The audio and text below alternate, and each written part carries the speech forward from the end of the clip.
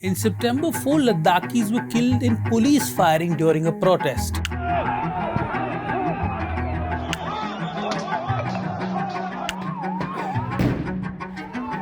This anger is not new. Since 2019, Ladakh has been simmering.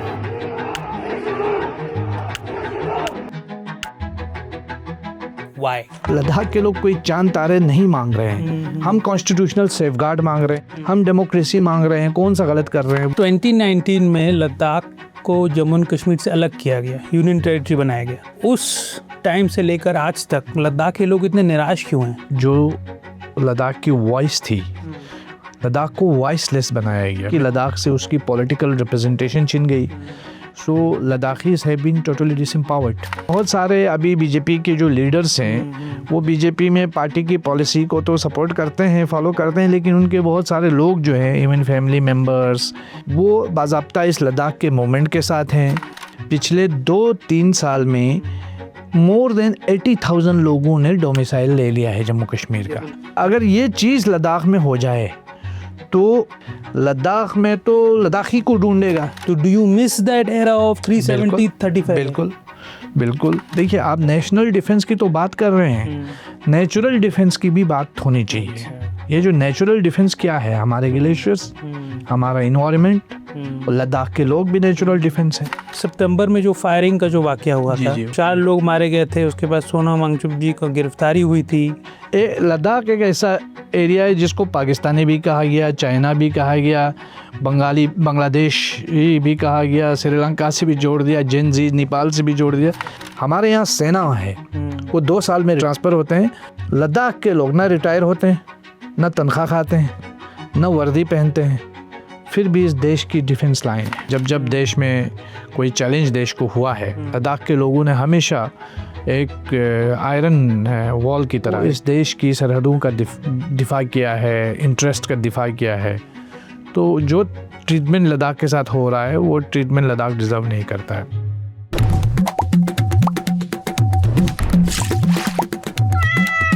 कृपया ध्यान दीजिए। At 60,000 square kilometers, Ladakh is bigger in area than Punjab and is the only region in India that borders both China and Pakistan. What's more, both these countries claim land within Ladakh. China, in fact, illegally occupies more than 30,000 square kilometers of Ladakh. In 2020, the Chinese Indian Army clashed in this region. For the past few years, this sensitive region has been in ferment. In 2019, Ladakh was carved out of Jammu and Kashmir and downgraded to the status of a union territory ruled directly from Delhi. In September, protests to restore statehood in Ladakh saw 4 people killed in police firing. To explain why Ladakhis are so angry, we are joined by Sajjad Kargili, one of the region's most popular leaders and someone the Modi government is currently in talks with. Sajjad, welcome to Scroll Adda. Thank you sir, thank you for. आप बताइए, आप कल ही MHA से मिलकर आए हैं, क्या मांगे हैं आपकी? As you know, the people of Ladakh are demanding for so long, both Leh and Kargil.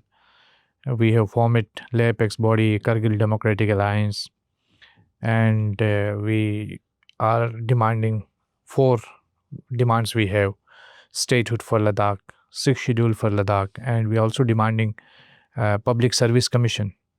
And the 4th one is, as you have rightly said, that Ladakh is geographically bigger than some states in the country. So we are demanding, map से पता नहीं चलता मगर बहुत बड़ा है, बहुत बड़ा है, एंड हम चाहते हैं कि 2 पार्लियामेंट्री सीट एटलीस्ट हो, ताकि ले करगिल रीजन जो है वो दोनों को रिप्रेजेंटेशन मिले। That's why we are demanding we are continuously talking with the government of India, MHA के साथ। अभी एक MP सीट है, अभी एक MP सीट है, एंड आपको मालूम है कि लद्दाख जैसे क्षेत्र में, इस एरिया में एक MP को वो पूरा रीजन संभालना है, इट्स वेरी डिफ़िकल्ट। और हम चाहते हैं कि एक एडुकेट रिप्रेजेंटेशन जो है वो लद्दाख को मिले, क्योंकि 5 अगस्त 2019 में जो लद्दाख को डाउनग्रेड किया गया, जिस तरीके से लद्दाख से स्टेटहुड छीना गया, और एक किस्म का एक ये जो कॉलोनियल सेटअप जो है हमें इंट्रोड्यूस किया गया UT के नाम से, तो इस सेटअप से अभी तक जो लोगों को सबसे ज़्यादा परेशानी है, क्योंकि लोग अपने आप को वॉइसलेस महसूस कर रहे हैं। There is no accountability at all. People are jobless. एक भी सिंगल गेजेटेड पोस्ट की नौकरी नहीं है पिछले 6 साल से। पब्लिक सर्विस कमीशन में कोई रिक्रूटमेंट नहीं है। So Ladakhis have been totally disempowered in multiple layers. तो ये चीज़ जो है पिछले 6 साल से लद्दाख के लोग जो है बार बार सरकार के साथ डिस्कशन कर रहे हैं। और अनफॉर्चुनेटली अभी रिसेंटली जो कुछ हुआ, जिसका आपने जिक्र भी किया कि 24 सितंबर को जो 4 लोग मारे गए, कई लोग ज़ख्मी हुए, बहुत सारे लोग जो है अभी भी डिटेन्ड हैं। एंड पर्टिकुलरली सोनम वांगचुक, उन्हें भी NSA के अंदर जो है he has been arrested and he has been booked under NSA and sent to Jodhpur jail. So this is very unfortunate.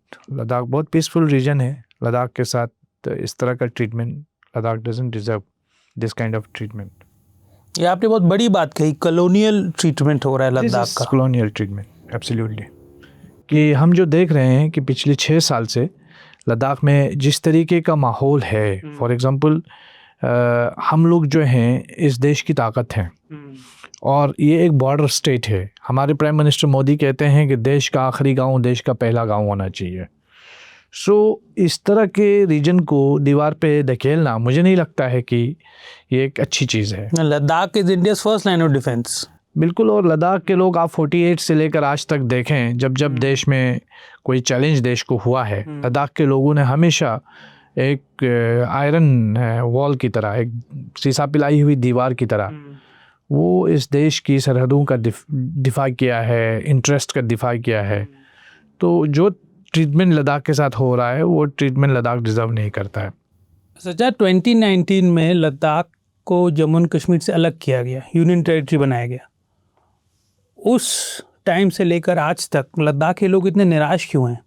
उसकी सबसे बुनियादी वजह ये है कि लद्दाख को जो लद्दाख की वॉइस थी, लद्दाख को वॉइसलेस बनाया गया। बेसिकली इंडिया की, भारत की हिस्ट्री में पहली बार ऐसा हुआ कि जहां एक स्टेट को डाउनग्रेड करके उसको यूनियन टेरिटरी बनाया। पहले कभी नहीं हुआ है। कभी नहीं हुआ। पूरे उल्टा होता था, यूनियन टेरिटरी टू स्टेट। ये कॉलोनियल कंसेप्ट भी है यूटी। हम तो 80 साल पुरानी डेमोक्रेसी है ना। लद्दाख को 3 हिस्सों पे लद्दाख को डाउनग्रेड हुआ, लद्दाख का डिसएम्पावरमेंट हुआ। पहला ये कि लद्दाख से उसकी पॉलिटिकल रिप्रेजेंटेशन छिन गई। दूसरे ये कि जो 370-35A के अंदर जो हमें लैंड सेफगार्ड, हमारे जॉब सेफगार्ड्स थे, या फिर हमारी कल्चरल आइडेंटिटी को जो एक था, वो सारे हमसे छिन गए। तीसरा ये कि पिछले 6 साल में एक भी पब्लिक सर्विस कमीशन के अंदर कोई रिक्रूटमेंट नहीं हुआ है। यानी एक भी गेजेटेड पोस्ट की नौकरी अभी तक किसी सिंगल लद्दाखी को इन 6 सालों में नहीं मिली है, जिससे हमारा जो ब्यूरोक्रेसी से भी हम लोग अलग थलग हो गए। तो ये 3 हिस्सों पर, 3 सतह पर लद्दाख का जो डिसएम्पावरमेंट हुआ, इससे नाराज़गी बढ़ी। जब लद्दाख में ही लद्दाखी जो है एलिनेशन फील करने लगा, उनको लगा कि उनके साथ धोखा हुआ है, क्योंकि संसद से ये ऐलान हुआ था, पार्लियामेंट से, फ्लोर ऑफ द हाउस से अमित शाह जी ने कहा कि हमने लद्दाख को यूटी दी है 2 रीजंस से। पहला ये कि aspirations of the people of Ladakh को फुलफिल किया गया। दूसरा ये है कि सिक्योरिटी कंसर्न्स। अब सिक्योरिटी कंसर्न वो एक अलग टॉपिक है, लेकिन जहाँ तक aspirations of the people of Ladakh का ताल्लुक है, उसमें ये जो चीज़ें मैंने गिनाई कि हमें 3 सतह पर डिसएम्पावरमेंट फेस करना पड़ा, इससे लद्दाख के अंदर एक सेंस ऑफ बिट्रेयल लोगों के अंदर आया है, जिससे लोग काफ़ी आहत हुए। काफ़ी लोगों के अंदर एक गम गुस्सा था। और जो आपने देखा कि लंबे समय से, जब से यूटी बनने के फ़ौरन बाद से लेकर अब तक मुसलसल जो है वो प्रोटेस्ट चल रहे हैं।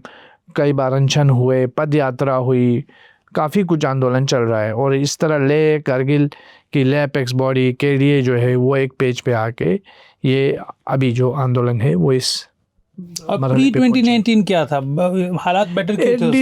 एटलीस्ट हम, ऐसा नहीं है कि लद्दाख के लोगों के रिजेंटमेंट नहीं थे, रिजर्वेशन नहीं थे, जम्मू कश्मीर गवर्नमेंट के साथ थे, लेकिन उन चीज़ों को रिप्रेजेंट करने के लिए वॉइस थी। लद्दाख के 4 मेंबर थे असेंबली में। जम्मू कश्मीर असेंबली के अंदर। लद्दाखी को एक राइट था कि वो एटलीस्ट जम्मू कश्मीर जैसे स्टेट का एक चीफ मिनिस्टर को इलेक्ट कर सके। लद्दाख की आवाज़ जम्मू कश्मीर की असेंबली में गूंजती थी, लद्दाख की आवाज़ जो है लेजिस्लेटिव काउंसिल में गूंजती थी, और लद्दाख का अपना फिर हिल काउंसिल था, वो हिल काउंसिल भी उस टाइम काफ़ी एम्पावर था। Today it has been totally disempowered. कोई बिजनेस रूल आज तक डिफाइन नहीं है यूनियन टेरिटरी और लद्दाख हिल काउंसिल लेह और करगिल के बीच में। तो ये जो चीज़ें हैं वो जाहिर हो रही हैं और हर कोई इसको एक्सेप्ट भी करता है। ऐसा नहीं है कि सिर्फ मैं बोल रहा हूँ, बल्कि ये चीज़ें आपको ग्राउंड पे भी दिखती है कि यही वजह है कि लद्दाख के लोग नाराज़ हैं। लद्दाख में 2 हिल काउंसिल है, एक लेह की, एक करगिल की और एक करगिल का। ठीक है। और आप कह रहे हैं कि जम्मू कश्मीर का जो दौर था उसमें हिल काउंसिल के पास भी काफी पावर्स थे और वो पावर्स को एक्सरसाइज करते थे। But today there is no business rule between hill council and the union territory administration. जो रूल्स हैं वो भी अभी जो है पूरी तरीके से वो एक्सरसाइज भी नहीं कर पा रहे हैं। It has been totally disempowered. और ये मैं नहीं कह रहा हूँ, खुद हिल काउंसिल के रिप्रेजेंटेटिव्स ने लेह में, करगिल में और इवन रूलिंग पार्टी के लीडर्स ने भी कई बार इस चीज़ को मीडिया पे आकर दोहराया। तो बीजेपी के लोग भी ऐसा कह रहे हैं। इनफैक्ट मैं ये बताऊं कि 2020 मई में 19 के फ़ौरन बाद पहला जो प्रोटेस्ट हुआ है वो बीजेपी के उस वक़्त के chief executive counsellor Gyal Wangyal साहब ने एलजी ऑफिस के बाहर धरना दे के शुरू किया। अच्छा। तो वहाँ से लोग, लद्दाख के लोगों को लगा कि हम डिसएम्पावर। तो अभी भी बीजेपी में है कि छोड़ दिया उन्होंने? बीजेपी में है, लेकिन बहुत सारे अभी बीजेपी के जो लीडर्स हैं वो बीजेपी में पार्टी की पॉलिसी को तो सपोर्ट करते हैं, फॉलो करते हैं, लेकिन उनके बहुत सारे लोग जो हैं, इवन फैमिली मेम्बर्स, किसी की वाइफ, किसी का भाई, किसी का रिश्तेदार, वो बाज़ाब्ता इस लद्दाख के मूवमेंट के साथ हैं और उस प्रोटेस्ट का हिस्सा हैं जो हम इस वक्त जिन मांगों को लेकर हम लोग आंदोलन कर रहे हैं। ठीक है, ये बीजेपी वाले पॉइंट पर आएंगे क्योंकि ये बहुत ज़रूरी पॉइंट है। तो आप बेसिकली कह रहे हैं एक तरीके से एक कंप्लीट सेंट्रलाइजेशन ऑफ पावर हो गया है एलजी के ऑफिस में। जो पहले जो थोड़ा सा हिल काउंसिल जो भी करते थे जम्मू एंड कश्मीर के दौर पर, वो अब सारा पावर एलजी ऑफिस ने जब्त कर लिया। और एलजी तो और अकाउंटेबिलिटी नहीं, no accountability at all, they are not answerable to the people of Ladakh. तो इस वजह से क्या है कि everything whatever they like they want they define a policy for Ladakh, वो impose कर देते हैं। they don't care कि लद्दाख के लोगों का क्या रेजनमेंट है, क्या कोई डिस्कशन सलाह वगैरह कुछ नहीं, विमर्श नहीं होता है। इवन जो रिजर्वेशन पॉलिसी है जो गवर्नमेंट ऑफ इंडिया के साथ एमएचए में हमने डिस्कस किया था, उसको भी जिस तरीके से सेंट्रल यूनिवर्सिटी ऑफ लद्दाख के अंदर इम्प्लीमेंट करने की बात थी, वो अभी सही से इम्प्लीमेंट भी नहीं हुई है। उसको लेकर के बहुत सारे स्टूडेंट्स के अंदर रेजनमेंट है। क्या reservation policy? For example Ladakh में के लिए एक रिजर्वेशन पॉलिसी यहीं एपेक्स बॉडी के लिए और एमएचए के बीच में एक म्यूचुअल अंडरस्टैंडिंग के साथ एक पॉलिसी बनी जिसमें 80% जो रिजर्वेशन है लद्दाख के एसटीज़ को, और उसके बाद फिर 4% जो है लद्दाख के एएलसी को, जो लाइन ऑफ कंट्रोल और एलओसी के एएलसी और एलओसी के आसपास रहते हैं उनके लिए, 1% एससी, 10% इकोनॉमिकल वीकर सेक्शन और 5% की जो है वो डोमिसाइल होल्डर्स ऑफ लद्दाख के लिए ये रिजर्वेशन पॉलिसी बनी। ये अभी तक इम्प्लीमेंट नहीं हुई है। ये भारत सरकार के साथ ये एक एग्जीक्यूटिव ऑर्डर जो है, अच्छा, अभी ये हुआ है। और ये कब इशू हुआ था एग्जीक्यूटिव ऑर्डर? ये एग्जीक्यूटिव ऑर्डर इसी साल ही हुआ है, लेकिन ये गवर्नमेंट ऑफ इंडिया और लद्दाख की लीडरशिप के बाद जो है, बातचीत के बाद, कई राउंड ऑफ टॉक्स के बाद जो है ये एक अंडरस्टैंडिंग हुई थी। Is the kind of a package, we have welcomed it, but इसका इम्प्लीमेंट होना भी बहुत ज़रूरी है, क्योंकि जो यूनिवर्सिटी है दैट इज़ यूटी का, उसमें ग्रांट इन एड से वो चलती है, और यूटी वो लद्दाख की यूनिवर्सिटी है, सेंट्रल यूनिवर्सिटी नहीं है। It is neither state university, एक कॉन्स्टिट्यूएंट कॉलेजेस का एक वो है जिसे हम।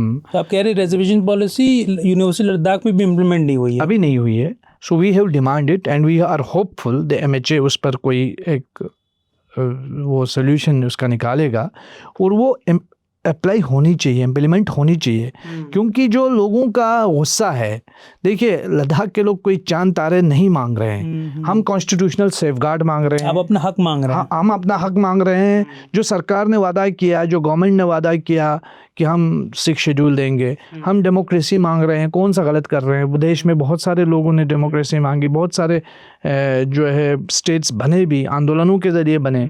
तो ये तो हमारा राइट है कि हम एक डेमोक्रेटिक सेटअप के लिए मांग करें। हमारे ऑनरेबल प्राइम मिनिस्टर साहब पूरी दुनिया में जाते हैं, गर्व से कहते हैं कि हम दुनिया की सबसे बड़ी जमहूरियत है, हमारे डीएनए में जमहूरियत है।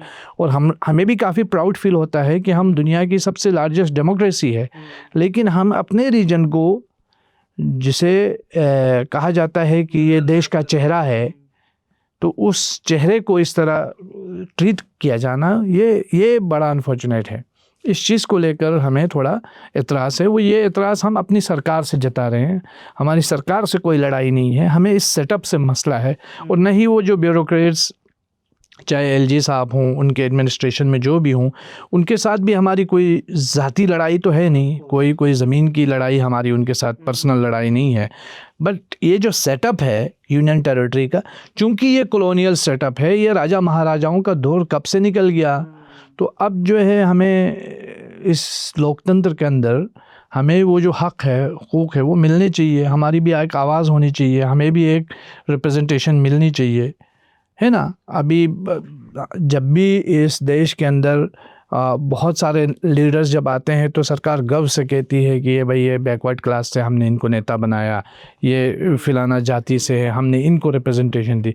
तो इसी तरीके से हम लद्दाख के लिए मांग रहे हैं कि भाई हमें भी एक रिप्रेजेंटेशन मिलनी चाहिए, हमें भी एक असेंबली दी जाए, हमें भी एक कॉन्स्टिट्यूशनल गारंटी दी जाए। अभी आप देखें कितनी तबाही हुई इन्वायरमेंटल क्राइसिस की वजह से, उत्तराखंड के अंदर, हिमाचल के अंदर, पंजाब के अंदर, जम्मू कश्मीर के अंदर। लद्दाख इन सबसे ज़्यादा फ्रेजाइल है। तो अगर इसको प्रोटेक्ट नहीं किया गया तो इससे ज़्यादा तबाही आ सकती है। तो आपको डर किस बात का है? जैसे सरकार अपने बड़े बड़े इंडस्ट्रियल्स को लाकर वहाँ पर इकोलॉजिकल डैमेज करेगी लद्दाख को, डर क्या है आपको थोड़ा समझा के बताइए। देखिए, डर जो है, हमारे इस देश की 3-4 चीज़ें हैं जो इस देश में खासकर इसकी इम्पोर्टेंस है। पहला, इसका फेडरल स्ट्रक्चर है जो नहीं है लद्दाख में। दूसरा, फेडरल मतलब डायरेक्ट दिल्ली से रूल हो रहा है, कोई लोकल गवर्नमेंट नहीं है वहाँ, गवर्नमेंट नहीं है, लोकल वॉइस नहीं है। दूसरी चीज़ डाइवर्सिटी है जिसका रिस्पेक्ट नहीं हो रहा है। हमारे अपने अपने इलाके के अपने अपनी हसासियात है, उसकी अपनी अपनी चीज़ें अलग हैं। तो वो बहुत ज़रूरी है कि उस डाइवर्सिटी का एहतराम हो।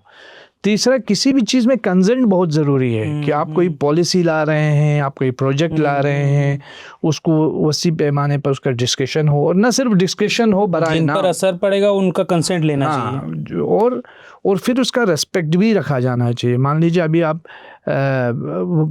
प्रोजेक्ट्स आ रहे हैं, बहुत सारे सोलर प्रोजेक्ट्स आ रहा है, और उसको लेकर के काफ़ी चीज़ें जो है वो हो रही हैं। तो उन चीज़ों को ओपन डिलिबरेट होना चाहिए, उसके क्या मुज़िर असरात। फॉर एग्ज़ाम्पल, कोई कंपनी कहीं जाती है, लैंड वो ले लेती है, उसके बाद वो सारा कुछ अपना काम है वो शुरू कर देती है, लेकिन उसके बाद जो तबाही आती है, उस तबाही का जो भुगतान है वो टैक्स पेयर्स के पैसों से किया जाता है। और लोकल इंसान है वहाँ पर, लोकल आदमी है वहाँ पर, जाहिर सी बात है। और फिर जो बड़ी बड़ी कंपनियां हैं वो जवाबदेह नहीं होती हैं, वो अपना पल्ला झाड़ के चली जाती हैं, वो तो प्रॉफिट खा के चली जाती हैं। तो उनको कैसे अकाउंटेबल बनाया जाए, उसका एक मैकेनिज्म तो होना चाहिए कि अंदर नगरी ना हो।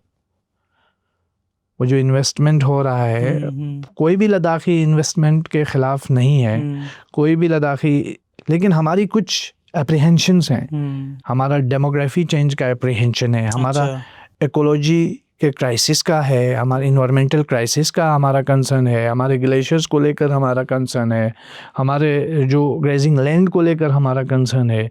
उन चीज़ों का एड्रेस किया जाना बहुत ज़रूरी है। अब ये जो डेमोग्राफी चेंज का आपने जो जिक्र किया सज्जाद, इसको ज़रा थोड़ा सा विस्तार में बताइए, क्या इसका क्या डर है एग्जैक्ट? हमारी लेदे की आबादी जो है वो 4 लाख के मैक्सिमम 4 लाख के आसपास है, और 4 लाख की आबादी में अभी जम्मू कश्मीर के अंदर आप देखेंगे पिछले 2-3 साल में मोर देन 80,000 लोगों ने डोमिसाइल ले लिया है जम्मू कश्मीर का। जम्मू कश्मीर में। जी, अगर ये चीज़ लद्दाख में हो जाए तो आइंदा आने वाले 10 या 20 सालों के अंदर लद्दाख में तो लद्दाखी को ढूंढेगा, अच्छा, वो उनको तलाश करेगा कि यहाँ मतलब हिंदुस्तान के दूसरे रीजन से आके वहाँ सेटल कर रहे हैं और डेमोग्राफी चेंज हो जा रहा है, वो आपका डर है? वो हमारा कंसर्न है, क्योंकि हमारी एक इंडिजिनियस अपनी एक आइडेंटिटी है, उसको प्रोटेक्ट करना सरकार की जिम्मेदारी है ना। और हमारी एक इंडेंजर्ड लैंग्वेजेस हैं वहाँ पे, ऐसी लैंग्वेजेस जो ख़त्म हुई जा रही हैं, उनका प्रोटेक्शन ज़रूरी है। इंडिजिनियस जो आइडेंटिटीज़ का प्रोटेक्शन ज़रूरी है। तो अगर ये जो रैपिडली बाहर से आके सेटलमेंट्स हुए तो उसका नुकसान तो लद्दाख के लोगों को उठाना पड़ेगा। इसके लिए कोई सेफगार्ड होना चाहिए। अभी तक तो कोई सेफगार्ड हमारे लद्दाख को नहीं है एज सच, जिसकी हम डिमांड कर रहे हैं। अगर मान लीजिए हमें 6 शेड्यूल मिलता है तो हमारी more than 90% population tribal population है, तो वो एक किस्म का हमारे लिए शील्ड होगा, प्रोटेक्शन होगा, जिस वजह से वहाँ की ट्राइबल पॉपुलेशन, वहाँ के कस्टमरी लॉज, वहाँ का कल्चर, आइडेंटिटी, लैंग्वेज को प्रोटेक्शन मिलेगा। आप ज़रा समझाइए 6 शेड्यूल क्या है हमारे व्यूअर्स के लिए? 6 शेड्यूल ये जो ट्राइबल एरियाज़ के लिए भारत सरकार ने इस कानून के अंदर यहाँ के कल्चर के तहफ़्फ़ुज़, यहाँ का आइडेंटिटी के तहफ़्फ़ुज़, यहाँ के जो कस्टमरी लॉज हैं उसके तहफ़्फ़ुज़ के लिए ये एक कानून बना है। जैसे हमारे जम्मू कश्मीर में सबसे ज़्यादा स्ट्रॉन्गेस्ट जो कॉन्स्टिट्यूशनल गारंटी थी वो थी 370 और 35 है। उसके बाद अगर कोई चीज़ है जो इन चीज़ों को प्रोटेक्ट करता है, ट्राइबल आइडेंटिटी, क्योंकि ये शेड्यूल एरिया डिक्लेयर हो जाता है, तो कोई बाहर का चीज़ जो है वो डायरेक्टली इम्प्लीमेंट नहीं हो पाती, जिस वजह से जो है ये एरिया प्रोटेक्टेड एरियाज़ में चला जाता है। अभी 6 शेड्यूल नॉर्थ ईस्ट में लागू है? नॉर्थ ईस्ट में लागू है, लेकिन अगर लद्दाख को भी 6 शेड्यूल मिलता है because of its indigenous population, तो लद्दाख भी काफ़ी हद तक प्रोटेक्टेड रहेगा। तो उस चीज़ को लेकर, और यह इंटरेस्टिंगली ये बीजेपी ने ही लद्दाख के लोगों से वादा किया था 2019 के पार्लियामेंट्री इलेक्शन में और 2020 के लेह हिल काउंसिल के इलेक्शन में। उनका बाज़ाब्ता मैनिफेस्टो का हिस्सा रहा है, लिखित में दिया उन्होंने। लिखित में बाज़ाब्ता उसका 6 शेड्यूल लागू करेंगे लद्दाख में। जी, मगर ये ओमर अब्दुल्ला का तो बयान आया था कि एक्चुअली झूठ है, सिक्योरिटी कंसर्न की वजह से हो ही नहीं सकता 6 शेड्यूल। 6 शेड्यूल के बारे में कमेंट नहीं किया। अच्छा। उन्होंने स्टेटहुड के मामले में कमेंट किया था, वो अलग बात है। लेकिन 6 शेड्यूल को लेकर के तो ये तो बीजेपी का अपना प्रॉमिस था कि उन्होंने प्रॉमिस किया था कि लद्दाख को 6 शेड्यूल के दायरे में लाया जाएगा। तो आपको क्या लगता है वो इन द नियर फ्यूचर क्या हो पाएगा? वो मुमकिन? देखिए, अभी एक चीज़ है कि जिस तरीके का डायलॉग चल रहा है, हम तो जो भी होगा लद्दाख को लेकर के हम तो भारत सरकार से ही बात करेंगे और काफ़ी हम पॉजिटिविटी के साथ बात कर रहे हैं। हमें मालूम है हम एक सेंसिटिव जगह में है और हमारी एक छोटी सी आबादी है। ये देश बहुत बड़ा है और इस देश के अंदर लद्दाख जैसी छोटी आबादी को एकोमोडेट करने का हौसला और जगह होगा, ये हमें भरोसा है। और हमें ये भी उम्मीद है कि आइंदा आने वाले टाइम में जो डायलॉग होगा उसमें कम से कम कोई फ्रूटफुल नतीजा निकले और एक ऐसी कॉन्स्टिट्यूशनल गारंटी मिले 6 शेड्यूल के अंतर्गत कि हमें हमारा कल्चर, हमारी आइडेंटिटी, हमारी आवाज़, हमारी रीजनल ऑटोनॉमी कम से कम वो महफूज हो जाए और ब्यूरोक्रेसी के ज़रिए हमें जो है वो न चलाया जाए, बल्कि वहाँ के लोगों की ख्वाहिशात के मुताबिक वहाँ एक गवर्नेंस अपने नुमाइंदे चुने आप। जी। एक जो लैंड राइट्स के बारे में जो बता रहे हैं, ये आप थोड़ा सा, मैं उस पर थोड़ा सा डिग डीप करना चाहता हूँ। तो आप लोग की क्या मांग है कि मतलब हिंदुस्तान से दूसरे जगह से आके लोग लद्दाख में ज़मीन ना खरीद पाए? देखिए, हमारी देखिए एक चीज़ है नेचुरल, कुछ चीज़ें हैं नेचर के साथ आप नहीं खेल सकते। लद्दाख एक ऐसा हसास तरीन इलाका है कि कुदरत ने ही उस इलाके की पॉपुलेशन उतनी ही रखी है क्योंकि वो उतना ही सह सकता है। ठीक है, वहाँ वाटर रिसोर्सेज की आपको बहुत प्रॉब्लम हो रही है, आइंदा आने वाले सालों में और प्रॉब्लम्स का ख़तरा है। तो अगर ला के बसाया जाएगा तो वो जो नेचुरल डिज़ास्टर होगा वो बड़ा प्रॉब्लम है। देखिए आप नेशनल डिफेंस की तो बात कर रहे हैं, नेचुरल डिफेंस की भी बात होनी चाहिए। ये जो नेचुरल डिफेंस क्या है, हमारे ग्लेशियर्स, हमारा इन्वायरमेंट, और लद्दाख के लोग भी नेचुरल डिफेंस हैं। तो उन चीज़ों के ऊपर एक बाज़ाब्ता तौर पर एक बातचीत होनी चाहिए, एक क्लाइमेट पॉलिसी होनी चाहिए, एक रोड मैप होना चाहिए कि कैसे लद्दाख की आबादी भी प्रोटेक्टेड रहे, कैसे लोगों को वो राइट्स भी मिले, उनकी जो ट्राइबल लोग हैं उनकी ज़मीनें भी महफूज हों। आप ये देखिए पहले लद्दाख के अंदर एक एक शख्स के पास 2-2 खेत या 3-3 खेत होते थे, ज़्यादा से ज़्यादा जिसके पास हुआ वो 5 खेत होते थे। अब वो आबादियाँ बढ़ गई, घर बार बड़ा हो गया, धीरे धीरे अब एक एक आदमी के पास एक एक खेत है। ज़मीन देने का कोई प्रोविज़न अभी तक वहाँ है नहीं, ठीक है। पहले क्या होता था जब 370 था, 35A था, तो ये एक माहौल था कि हम गांव में कहते थे कि ये गांव मेरा है, इस गांव का पहाड़ भी मेरे गांव का है, ये जो ग्लेशियर है ये भी मेरा है, ये जो चरागाह है ये भी हमारे गांव का है। मेरे से मुराद कोई रिटर्न में नहीं होता था, वो कस्टमरी होता था, कस्टमरी चीज़ें होती थी। अब वो चीज़ें धीरे धीरे हट गई हैं। अच्छा, अब आदमी जो है ग्लेशियर का पानी भी इरिगेशन के लिए यूज़ करता है, तो आइंदा आने वाले दिनों में उसका भी पैसा आपसे वसूला जाएगा। तो वो जो एक सेफगार्ड था इन चीज़ों का, वो वल्नरेबल हो गया, कभी भी कोई भी दे सकता है किसी को। तो कॉमन मैन के पास जो इतनी सारी रिसोर्सेज थी उनसे छीन ली गई हैं। तो कल कोई भी बड़ी कंपनी आए, कोई भी पैसे वाला बंदा आए, तो वो आराम से एक इलाके को अपने तहवील में ले सकता है। तो उसका सेफगार्ड हम चाहते हैं कि सरकार दे लद्दाख को। मतलब आपकी आबादी कम है, प्लस दूसरे अगर बड़ी कंपनी आ जाए मतलब दिल्ली वगैरह से, तो उनके पास बेशुमार पैसा है, वो तो आराम से खरीद सकते हैं। तो इसलिए आपको सेफगार्ड चाहिए। आप एक बात बताइए, जो आप चीज़ें कह रहे हैं, आप, मुझे तो लग रहा है कि ये 370 और 35A इनको गारंटी करता था, आपने जिक्र भी किया है। तो do you miss that era of 370 35? बिल्कुल बिल्कुल। और हम तो चाह रहे थे कि 370 जो है वो लद्दाख के लिए एक्सटेंड हो, रादर देन कि ये एब्रोगेट हो, ये और भी स्ट्रॉन्ग हो ताकि लद्दाख को मज़ीद प्रोटेक्शन रहता। But unfortunately it has been abrogated. One very interesting thing that happened, Sajjad, is कि आफ्टर 2019 जी, तो ले एरिया में काफ़ी सेलिब्रेशंस हुए जी, कि जम्मू एंड कश्मीर से अलग हो गया, ठीक है। मगर और मेरे ख्याल से करगिल का रवैया थोड़ा अलग था। Kargil was little sad that it has got separated. तो आप बताइए ये पॉलिटिक्स कैसे चल रहा है अभी क्या लद्दाख, अभी जो ले का जो एरिया है उन्होंने अपना रुख बदला है, क्या हो रहा है? देखिए actually the people in Leh, they were demanding for long time, they were demanding to separate Ladakh from Jammu and Kashmir. And when you say people in Leh, you mean mostly Buddhists in Leh? Mostly Buddhist population, but ये भी चीज़ जानने की ज़रूरत है कि they were demanding UT with legislature first.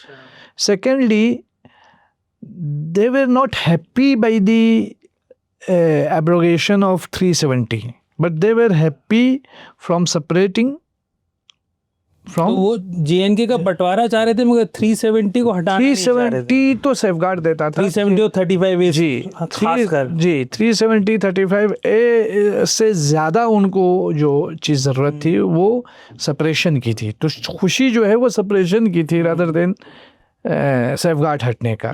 और आपने लेह के हमारे जो लीडर्स हैं उनकी डिबेट्स, उनके बयानात सुने होंगे, जिसमें वो बार बार इस चीज़ का जिक्र भी करते हैं कि 370 हटने से काफ़ी लद्दाख को नुकसान हुआ है। तो उस वक्त उनको अंदाज़ा नहीं था कि क्या होगा कि ये 370 हट जाएगा? नो, इनिशियली तो जो एक लॉन्ग पेंडिंग डिमांड थी कि तो खुशी उभरी वहाँ उस चीज़ का, हाँ। अच्छा। बट लेटर ऑन ये चीज़ें रियलाइज़ हो गई कि सारी चीज़ें जो है वो छीनी गई हैं। एंड यूटी जो हमारे पास आई है, that too is without legislative assembly and विधानसभा के बगैर है, देयर इज़ नो सेफगार्ड।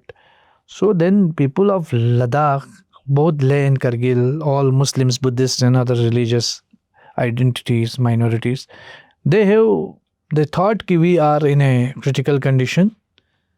तो जो आगे की लड़ाई है वो हमारे एग्जिस्टेंस की लड़ाई है.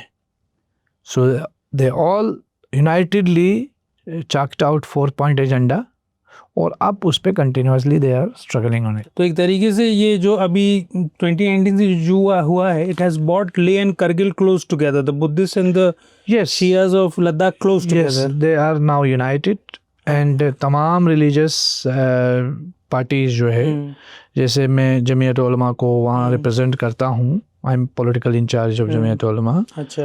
And from Jamiat Ulama I am the member of KDA. I am representing them in KDA. And KDA होता है Kargil Democratic Alliance. इसी तरह there are other organizations, IKMT is there, Anjuman is there, and हमारे जो अहले सुन्नत कम्युनिटी है, सूफिया नूर बख्शिया है, Buddhist community. Similarly in Leh, LBA is there, Anjuman Imamiya is there, and Muinul Islam is there, Christian community is there, and all political parties, Congress, National Conference, आम आदमी party, और some hybrid level पे BJP का भी एक support है. ये मैं अपने व्यूअर्स को एक बार समझा दूं, क्योंकि बहुत लोगों को पता नहीं होगा लद्दाख का अप्रॉक्सीमेट डेमोग्राफिक्स. जी. So approximately little more than 45% of Ladakh consists of Shia Muslims. No, Muslims, both Shias and Sunnis, both Muslims, so around little more than 45%, and almost 40% are Buddhists, who are mostly in the Leh region. जी. And Muslims are concentrated mostly in the Kargil region. जी. So this is the interplay, and मेरे ख्याल से थोड़ा सा एक बार एक tension हुआ करता था लेह करगिल के बीच में. जी. जो अभी मेरे ख्याल से, क्योंकि आप अब दिल्ली के खिलाफ लड़ रहे हैं, तो वो चला गया है. कॉमन जब एक जगह पे एक फैमिली में, परिवार में कुछ लोग रहते हैं, अच्छा, वो आपस में एक दूसरे की खामियों को लेकर सुबह शाम एक दूसरे को थोड़ा बहुत पिंच करते रहते हैं. लेकिन जब बाढ़ आती है तो वो ये नहीं देखते हैं कि इसने कल आके मेरे साथ क्या बोला था, क्या किया था. उस बाढ़ की स्थिति में वो चाहते हैं कि हर कोई निकल जाए, इस बाढ़ से बच जाए. तो लद्दाख एक बहुत एक क्रिटिकल कंडीशन में है. यहाँ जो भी बुद्धिस्ट मुस्लिम की पॉलिटिक्स करता है, तो मुझे लगता है तो वो तो लद्दाख के हितों की बात नहीं कर रहा है.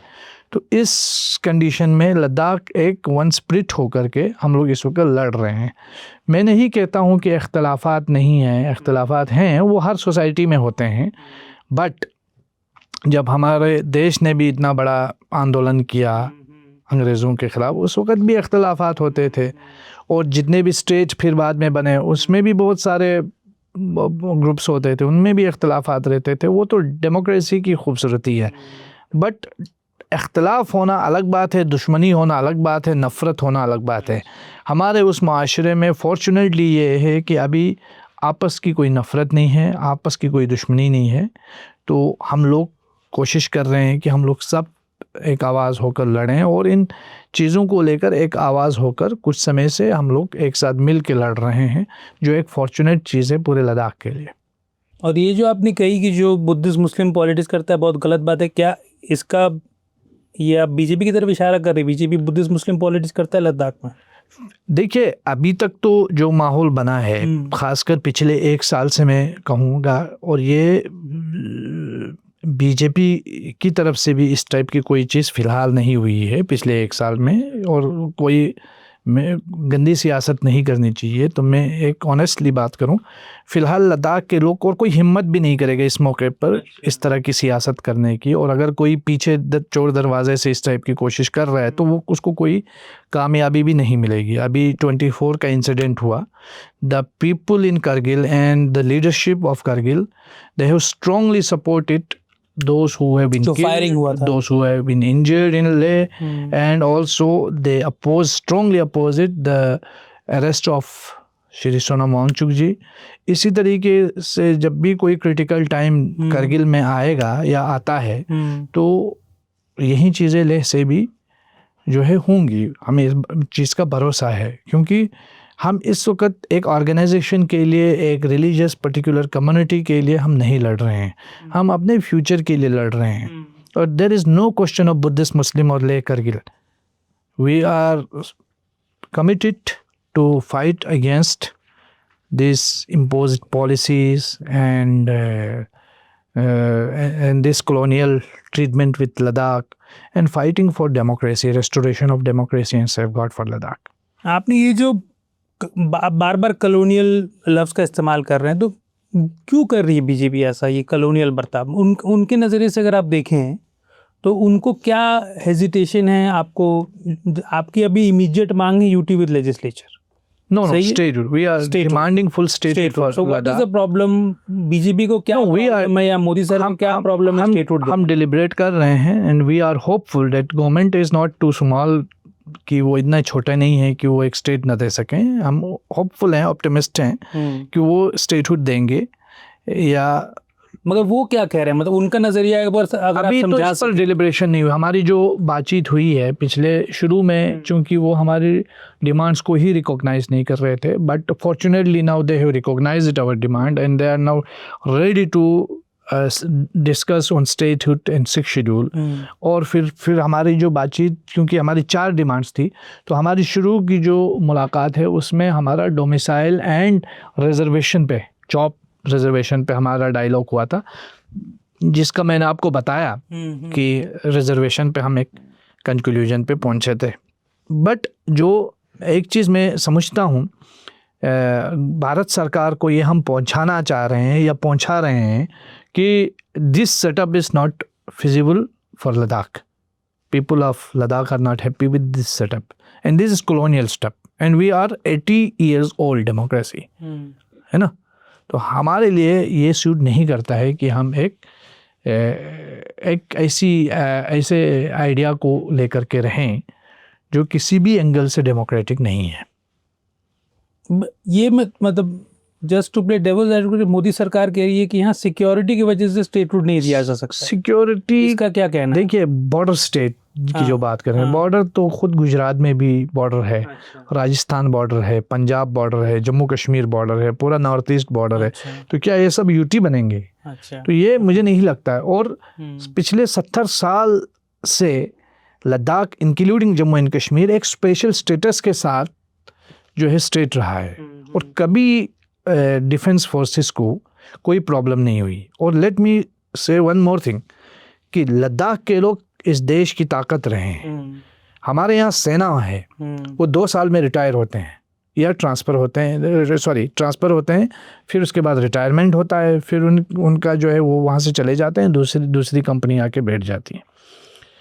लद्दाख के लोग ना रिटायर होते हैं, ना तनख्वाह खाते हैं, ना वर्दी पहनते हैं, फिर भी इस देश की डिफेंस लाइन है. तो आप लद्दाख के लोगों को भी इस देश की डिफेंस लाइन समझ के, सिक्योरिटी कंसर्न समझ के, लद्दाख को स्टेटहुड मिलना चाहिए, सेफगार्ड मिलना चाहिए. लद्दाख के लोग अगर मजबूत रहेंगे, देश मजबूत रहेगा. तो ये जो लद्दाख की डिमांड है, ये सिर्फ केवल लद्दाख की डिमांड नहीं, ये देश की डिमांड है. तो इस चीज़ को समझना बहुत ज़रूरी है, क्योंकि people of Ladakh they are pioneers of this nation. जैसे मैंने नेचुरल डिफेंस की बात की थी, नेशनल डिफेंस है तो these people are natural defence of this nation. उस चीज़ को समझना बहुत ज़रूरी है. अब करें स्टेटहुड देने से उल्टा सिक्योरिटी और मजबूत होगा, लोगों का एतमाद, लोगों का कॉन्फिडेंस सिस्टम के तई जुड़ जाएगा. We have neighbours. अगर केवल सड़कें बनाना, डेवलपमेंट करना ही अगर एक मॉडल है, तो भारत से अच्छा मॉडल तो चाइना में है. लेकिन चाइना को क्यों पसंद नहीं किया जाता है? लद्दाख के लोग क्यों पसंद नहीं करते? क्यों नहीं करते? क्योंकि वहाँ डेमोक्रेसी नहीं है. भारत की क्या है? भारत की खासियत यही है कि ये दुनिया की सबसे बड़ी जमहूरियत है. यहाँ आप अपनी बात रख सकते हैं. And this is the beauty of democracy, that a person from border region of Ladakh can come to MHA and have dialogue with the government of India about their future. ये डेमोक्रेसी है. और इस चीज़ को मुस्तहकम करना, मजबूत करना, ये government की जिम्मेदारी है. और उसको लेकर के फिर फ्यूचर जनरेशन तक कैसे इसको ट्रांसलेट किया जाए, आगे कैसे पहुंचाया जाए कि हमारे देश ने हमारे लिए क्या लेगेसी छोड़ी है, वो चीज़ मज़ीद इस देश के तई लोगों का एतमाद, लोगों का हौसला, लोगों का जज्बा डबल कर देगी. ये हमारा मानना है. सज्जद, ये बताइए जो सितंबर में जो फायरिंग का जो वाकया हुआ जी था, जी, वो बहुत अनफॉर्चुनेट 4 लोग मारे गए थे, उसके बाद सोनम वांगचुक जी को गिरफ्तारी हुई थी। डायरेक्टर जनरल पुलिस ने यहाँ तक कह दिया था कि सोनम वांगचुक जी के साथ पाकिस्तान के साथ कोई ताल्लुकात है। तो इस पर आपका क्या कहना है? बहुत बदकिस्मती है, लद्दाख के लोग इस तरह के ब्लेम के साथ जी नहीं सकते हैं। बदकिस्मती ये हुआ कि साउथ एशिया में कोई मुल्क नहीं बचा जिसके साथ लद्दाख को लेबल नहीं किया गया। यहाँ किसान आंदोलन कर रहे थे, उनको खालिस्तानी बताया जा रहा था। सीए का प्रोटेस्ट हुआ, पाकिस्तानी ISI बताया गया। लद्दाख एक ऐसा एरिया है जिसको पाकिस्तानी भी कहा गया, चाइना भी कहा गया, बांग्लादेश भी कहा गया, श्रीलंका से भी जोड़ दिया, जेनजी नेपाल से भी जोड़ दिया। यानी साउथ एशिया की कोई कंट्री नहीं बची जिसके साथ लद्दाख को लेबल नहीं किया गया। तो ये बिल्कुल बेसलेस एलिगेशंस हैं जिसको पूरे देश ने मिलकर स्ट्रांगली कंडेम करना चाहिए। और मुझे बहुत अच्छा लगा कि बहुत सारे prominent army officers, retire officers ने खुल के फ्रंट पे आके लद्दाख के लोगों का डिफेंस किया।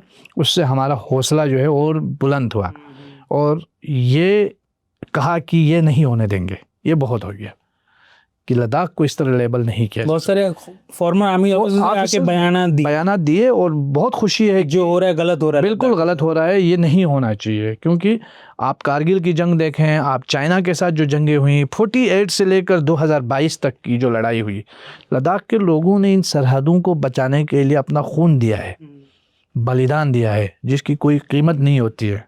और कभी नहीं कहा कि हमें इसकी तनख्वाह चाहिए। जैसे मैंने कहा कि आपको, हमारे लोग ट्रांसफ़र भी नहीं होते, वर्दी भी नहीं पहनते, तनख्वाह भी नहीं लेते, फिर भी इस देश का दिफा करते हैं। हमारी देशभक्ति क्रिकेट मैच से साबित नहीं होती या एक बॉलीवुड के किसी फिल्म से साबित नहीं होती है। प्रैक्टिकली लोगों ने इन बंजर पहाड़ों में अपना खून दे करके इस देश की देशभक्ति दिखाई है और प्रैक्टिकली दिखाई है। और ये जताने की भी कोई बात नहीं, अपना वतन, अपना मुल्क है। तो इस तरह के बेसलेस एलिगेशन, मुझे लगता है NSA, UAPA जैसे चार्जेस कोई बड़ी बात नहीं है। ये एलिगेशंस मर्डर से भी ज़्यादा ख़तरनाक हैं। तो हम इन एलिगेशंस के साथ, आप कह रहे थे कि आपके गांव के पास अभी भी सौरभ कालिया जो आर्मी मेरा गांव काकसार है। हम लोग 1991 जब मैं बच्चा था, पहली बार मेरे गांव में शेलिंग हुई। 10 से ज़्यादा जो है, गांव एकदम LOC पर, बिल्कुल LOC के बिल्कुल करीब है। जब भी कोई प्रॉब्लम होती है, पहली गोली उस इलाके में चलती है, चली भी है पास्ट में। एंड कैप्टन सौरभ कालिया वहाँ शहीद हुए थे। और आज भी वहाँ के लोग जो है कैप्टन सौरभ कालिया के नाम पे, वहाँ के यूथ्स हर साल एक क्रिकेट टूर्नामेंट का आयोजन करते हैं आर्मी की मदद से, आर्मी के साथ कोलैबोरेशन में, और हर साल उनको श्रद्धांजलि देते हैं। और यही नहीं बल्कि आसपास के जितने इलाके हैं और हर जगह, कहीं कैप्टन विक्रम बत्रा के नाम से, कहीं पे कारगिल मार्टियर्स के नाम पे, कहीं पे कैप्टन सौरभ कालिया के नाम से। तो ये क्या जताता है? ये लोगों की मोहब्बत जताती है। ये मोहब्बत पैसे दे के ख़रीदी नहीं जाती है। और आप ब्लेम लगा के किसी भी इस तरह के इलाके के लोगों को दीवार पे धकेलना, दिस इज़ वेरी अनफॉर्चुनेट। जिसने भी बयान दिया हो, मुझे कोई ज़ाती प्रॉब्लम नहीं है, लेकिन इस बयान से बिल्कुल भी हम एग्री नहीं करते हैं। इस तरह के बयान नहीं होने चाहिए। सरकार की तरफ से इस तरह के जो स्टेटमेंट्स है उसको कंडेम किया जाना चाहिए। और फायरिंग को लेकर आपके क्या कहना? उसके लिए सरकार की तरफ से एक जुडिशियल इंक्वायरी हुई है, जिसको हम वेलकम करते हैं, और एक टाइम बाउंड इंक्वायरी होनी चाहिए। देखिए, हमारे 20 जवान शहीद हुए गलवान में, उस वक़्त फायरिंग का ऑर्डर नहीं मिला उनको। ये कैसे हुआ कि आपने एक प्रोटेस्ट को डील करने के लिए फायरिंग के ऑर्डर दिए और 4 लोगों को मार दिया? उसमें से एक वो था जिन्होंने कारगिल जंग में इतनी बड़ी कुर्बानी दी है। उसके बाप ने, एक फॉर्मर सर्विसमैन थे। हाँ, इसके बाप ने जो है इंडियन आर्मी को सर्व किया है, उसने खुद ने इंडियन आर्मी में सर्व किया है। तो ये तो बड़ा अनफॉर्चुनेट है, जो किसी भी लेवल पे जो है एक्सेप्टेबल नहीं है। हमारा जो एरिया है कोई काउंटर इंसर्जेंसी वाला एरिया भी तो नहीं है। तो कैसे ये फायरिंग हुई और कैसे इस तरह के हालात पैदा हुए, इसके लिए अभी भारत सरकार की तरफ से एक जुडिशियल इंक्वायरी जो है वो। तो सरकार का कहना है कि सोनम वांगचुक जी वहाँ वायलेंस की तरफ बयानात दे रहे थे। बिल्कुल बेबुनियाद बात है। सोनम वांगचुक ने कभी वायलेंस, आप उसके पॉलिटिक्स से इख्तलाफ कर सकते हैं, आप उसके वे ऑफ प्रोटेस्ट से इख्तलाफ कर सकते हैं, लेकिन बेसलेस एलिगेशंस नहीं लगाने चाहिए। सोनम वांगचुक ने कभी इस तरह का वायलेंस के लिए वो वेलकम नहीं किया, बल्कि जिस दिन वायलेंस हुए वो पहला आदमी था जिसने कहा कि मैं अपने 6 साल की मेहनत को असफल होते हुए देख रहा हूँ बिकॉज ऑफ दिस वायलेंस, और मैं अपना अनशन तोड़ रहा हूँ। तो वो उससे अपने आप को किनारा करके चले गए। तो ये पॉलिटिकल वेंडेटा जो है वो इस तरह की चीज़ें जो है वो यूज़ नहीं किया जाना चाहिए। तो ये बहुत गलत बात है। तो ये जितने भी चार्जेस हैं वो बेसलेस हैं। मैं जैसे एक बार फिर कह रहा हूँ कि आप उसकी पॉलिटिक्स और उसकी विचारधारा से आप इख्तलाफ कर सकते हैं, लेकिन बेसलेस एलिगेशन लगाना किसी भी तौर पर जो है एक्सेप्टेबल नहीं है। He is the member of Leh apex body, he is a prominent climate activist, educationist, और उनका एक बहुत बड़ा कंट्रीब्यूशन रहा है लद्दाख की मांगों को देश के लोगों तक पहुंचाने में। तो इस मिसमैनेजमेंट का नतीजा क्या होगा बीजेपी के लिए, सियासी तौर से अगर आप देखें तो? देखिए, तो हम तो कोई सियासी वोट बैंक नहीं है, ठीक है, और सरकार को कोई फ़र्क नहीं पड़ता है पॉलिटिकली कि लद्दाख के लोग कांग्रेस के साथ खड़े हों या बीजेपी के साथ खड़े हों। लेकिन मैं बीजेपी, कांग्रेस और ये पॉलिटिकल पार्टी पॉलिटिक्स से ऊपर उठ करके नेशनल इंटरेस्ट के एंगल से बोल रहा हूँ कि लद्दाख के साथ सेंसिबल तरीके से ट्रीट किया जाना चाहिए एंड विथ विजडम थोड़ा दिखाना चाहिए। और ये जो डिटेनीज हैं उनको छोड़ना चाहिए, और आप जो है बात करनी चाहिए जिस तरह बातें हो रही है अभी, लद्दाख के लोगों से भी बात हो रही है। यहाँ देखिए ना, हमारा नेशनल इंटरेस्ट जब सूट करता है तो हमने तालिबान से भी बात की, ठीक है, तो लद्दाख के लोग तो आपके अपने हैं, तो आपको लद्दाख के लोगों से बात करने में क्या इशू है? जब हमारा नेशनल इंटरेस्ट कहीं सूट कर रहा है तो हम तालिबान को भी बुला रहे हैं, भारत में उनको वेलकम कर रहे हैं, उनके साथ बातचीत कर रहे हैं, ठीक है, टेररिस्ट से बात कर रहे हैं बेसिकली। हाँ, एक ऐसे लोगों से जिनके नाम से, जिनके साथ कनेक्शन जतला करके बहुत सारे लोग आज भी जेलों में पड़े हुए हैं, तो आज उन्हीं को लाके ऑफिशियली दौरा करवा रहे हैं देवबंद का, इधर उधर का। तो मेरा ये मानना है, जब आप उस तरह के लोगों के साथ, इस तरह की विचारधारा रखने वालों के साथ जब आप बात कर रहे हैं, तो आपको लद्दाख के लोगों से, सोनम वांगचुक से, लद्दाख के आम आवाम से बात करने में क्या प्रॉब्लम है? तो ये एक बहुत बड़ा क्वेश्चन है।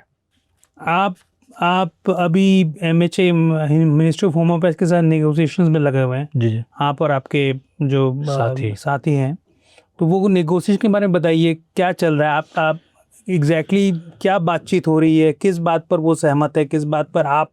नहीं, अभी तो हम लोग जब बातचीत कर रहे हैं, और जब भी हम बातचीत करते हैं तो हम इस फीलिंग के साथ करते हैं कि MHA और लद्दाखी लीडरशिप दो नहीं है, हम एक हैं।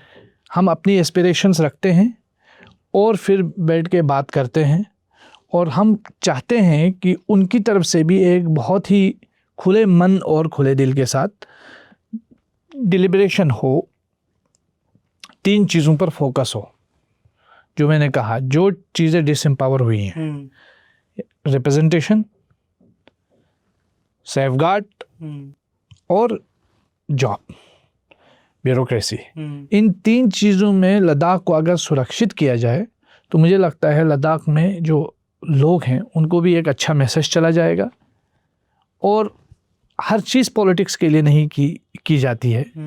तो जैसे मैंने कहा कि Ladakh is not a vote bank for any political party. मैं सिर्फ बीजेपी की बात नहीं करता हूँ, कांग्रेस के लिए भी कोई वोट बैंक नहीं है, या किसी और पार्टी के लिए। बट लद्दाख उससे भी थोड़ा आगे हैं, लद्दाख के लोग, कि वो दे आर ट्रू पेट्रियोट्स, और हमारी फर्स्ट लाइन ऑफ डिफेंस है। उस एंगल से लद्दाख के लोगों के साथ ट्रीटमेंट होना बहुत ज़रूरी है, अच्छा ट्रीटमेंट होना। On that note, Sajjad, thank you so much for joining us on Scroll Adda. Thank you. बहुत इम्पोर्टेंट बात कही आज सज्जाद ने, और होपफुली हमारे जो व्यूअर्स हैं वो देखेंगे। अगर आपको ये प्रोग्राम अच्छा लगा, अगर आपको हमारा जर्नलिज्म अच्छा लगा, तो हमें सपोर्ट कीजिए। Go to scroll.in/contribute. This is Shoaib Daniel signing out. Thank you.